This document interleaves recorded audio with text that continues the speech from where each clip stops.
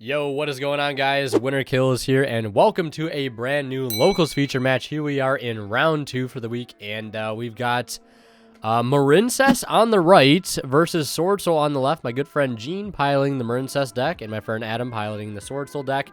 I told you guys last week, my man Gene is on a different deck every week. It seems like he was on Unchained, and now he's representing the Marincess deck, an absolute favorite deck of mine. That's why I had to have him on the feature, since he was 1-0 at this point going into round 2. So I wanted to have him on, just so, you know, he could show off the deck. And let's see how this matchup will fare. I mean, I haven't played this matchup with Marincess, but I can already tell it's just going to be a difficult matchup. Regardless, Protos is so easy to pull off in this deck because all of the tokens from all the Swordsoul cards are water. And if you Protos call water against this deck, it is literally the handshake. So we'll see how it goes. We're going to see him reveal here off of the Tang. Finds a wave off that. Gotta love to see it. And he'll add back the Seahorse as a result. So as he continues to combo here, I want to go ahead and take a look at the poll results. I asked you guys who you thought would win in this round, and about 400 votes as I'm recording this, and almost a landslide going in favor of Swordsoul. So not super surprising, but this is a deck that can steal games out of nowhere. Getting to that, you know, 4,400 unaffected Bubble Reef with hand traps to boot and a wave in hand can be really hard to deal with sometimes. So we're going to see him link into Anemone. Anemone is going to revive the Slug, and then we'll see him link off the Slug and the Anemone into Marbled Rock. And he'll go ahead and add back the Seahorse. And it looks like he does not know the combo with Splash Mage. Because with this combo, I believe you should still be able to get into the Bubble Reef. It's not unaffected by card effects, but you need Splash Mage, I believe. Yeah, because you like link the Seahorse and the Sea Angel, or the Slug and the Angel into the what is it called? The Splash Mage, and then Splash Mage brings one back, and then you link Splash Mage and the other one into Anemone. Anemone revives Splash Mage, and then link 4 into the Bubble Reef. So, but he is still new to the deck, so cut him some slack. Ending on the Marbled Rock with 1 set and Wave in hand is not bad either. Wave or Marbled Rock does have that good battle phase protection as well, and is being boosted up by a total of 1,000 right now, so it is 3,500. So Baron cannot get over it as it stands, but he can go ahead and pop the field spell if he wants to, and that could be pretty problematic as the Reef will get dropped down. Yeah, the Marbled Rock will get dropped down. Looks like we're going to see Baron attempt to destroy the Marbled Rock. We'll see him chain Wave, negate, chain Chalice, and just like that, Baron has successfully baited out 2 interruptions. But right now, the Marbled Rock is still it's gaining 1,000. So it's at 35, I believe, because it's 400, or no, it's 600 for each equip. So it's gaining 14, so it's at 39. And is unaffected by card effects.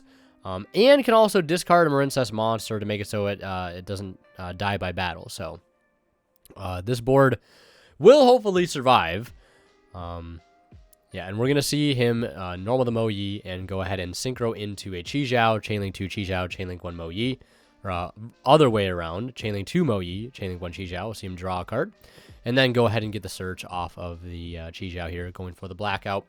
You know, pretty standard Swordsoul lines here, Baron and Chi Zhao. I guess the one positive thing going for a Marincess player here is that the Baron has been successfully burned. The negative, though, is that he has Emergence in hand with Synchros on board. And that is rough. We're going to see him drop the Protos onto the field, banishing Long Yun, Mo Yi, and Adara. So fire, earth, and water. And this could be very, very problematic if he finds a way to get a token on field. But if he does not, okay, we're going to see Nibiru, and Nibiru will resolve, tributing off the Marbled Rock because it prevents it. It makes it so it's unaffected by the opponent's card effects, not just card effects, period. And you kind of have to Nibiru there, but I don't really know if you do have to Nibiru there, to be totally honest. Because, like, your Marbled Rock was completely safe there. It was unaffected by card effects. And I believe he also had the Seahorse and the Tang added back off of the Anemone and off of the Marbled Rock. So I don't even think he had to do that, but I get wanting to remove Protos from the board.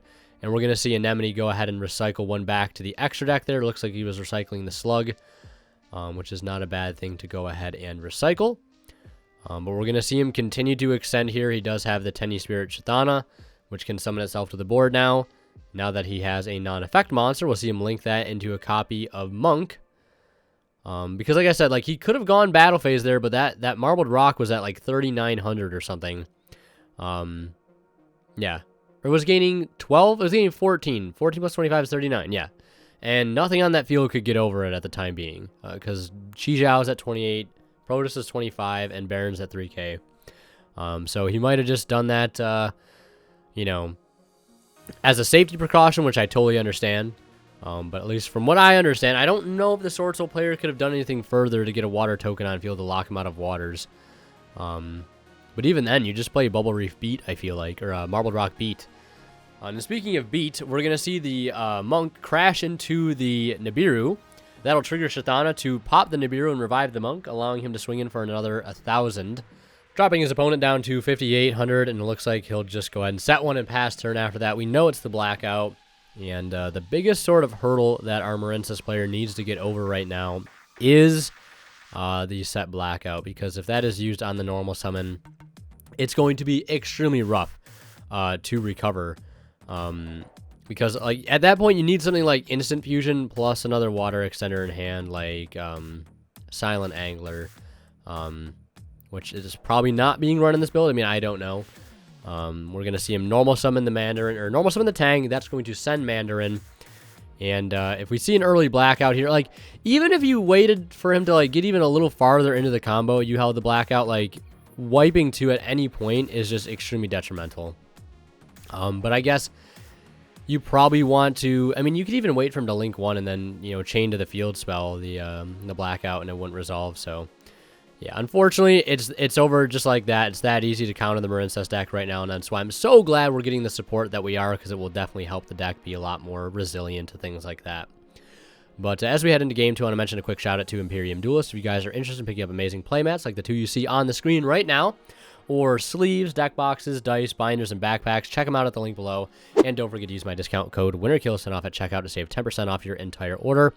And last but not least, if you guys are buying anything on TCG Player, please do not forget to use the affiliate link found in the description of all my videos, because anytime you guys shop and check out using that link, a small bit of the revenue from your purchase goes right back into the channel and helps out a ton. So, we are going to see Marincess go first here, obviously, leading with Tang and dumping the Seahorse here. And we're going to go ahead and see him link 1 into the Slug, and then we're going to see chain link 1 Slug, chain link 2 Tang. The Tang is going to miss there, and we'll see him add back the Seahorse, special summoning out the Seahorse. That'll get linked into the Sea Angel. Sea Angel effect will activate to add a Marincess spell. It looks like as chain link 2, we're going to see a copy of Sea Archiver as well, since a monster was summoned to the zone, a Marincess link monster points to. But that is unfortunately over 5 summons, and Nibiru just literally cripples this deck, unfortunately. Very, very hard to play around. At least with the new support, you can get towed on field by the 5th summon very, very consistently, and using mainly just all your good searchable engine cards. So this is a problem that is going to be fixed going forward, and it's unfortunate that will cause them to be able to, you know, pass turn there. And yeah, there are ways to play around Nibiru right now in Marincess using solely the engine. You have to get into the Crystal Heart very, very early. And then you need to link into the, like, you need to open Battle Ocean, I'm pretty sure, to do the combo. I probably talked about it in One Deck 1 Month.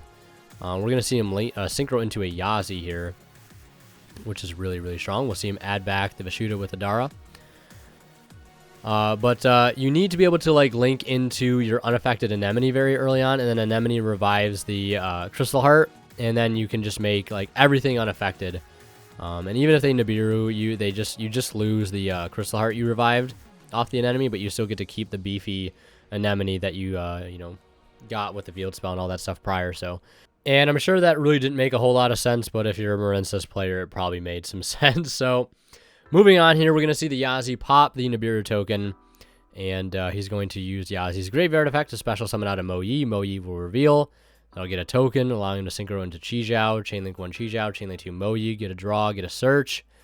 And here he can just go ahead and grab Emergence, because he does have a Dark, a Fire, and a Water engrave. And that will pretty much just go ahead and grab him the Protos, and the token on field is a Water, and we'll see him swinging with 28, or not swinging just yet, or yeah, we will see him swinging, which is interesting because he could have just gone for game, but maybe he wanted to play around Nibiru there. So yeah, we're going to see him just summon the Protos, because we saw him lose the Protos to Nibiru last time, but the Protos has called Water. So whether he OTK'd or not, I feel like isn't going to make a huge difference, because now he cannot special summon water monsters. Because Protos, I feel like Protos probably should go, just because like it's just so incredibly easy to get to with the help of Emergence. Like if you make Chi Jiao, you can just get access to Protos. And it's actually just like a complete turn skip against a lot of decks, because this deck can put up so many different attributes: fire, water, earth, wind with Baron, like light. So easy to do. And we'll see our Marincess player unfortunately set 2 in a monster, and this is probably just going to be game here if those sets are bluffs. One was a D-Berry, the other was a wave. So yeah, unfortunately Marincess getting 2-0'd there. Looks like you guys were correct. Not surprised, see that in the polls. But yeah, thank you guys so much for watching. If you want to see more of my content, click on some of the videos popping up at the bottom of the screen right now. And last but not least, a special shout out goes to our Divine Level channel members. And they are Cadillacs84, Pony Start, Keith Sigers, Tweeter0226, and Black Ninja Money. Thank you guys so much as always for your extremely generous support.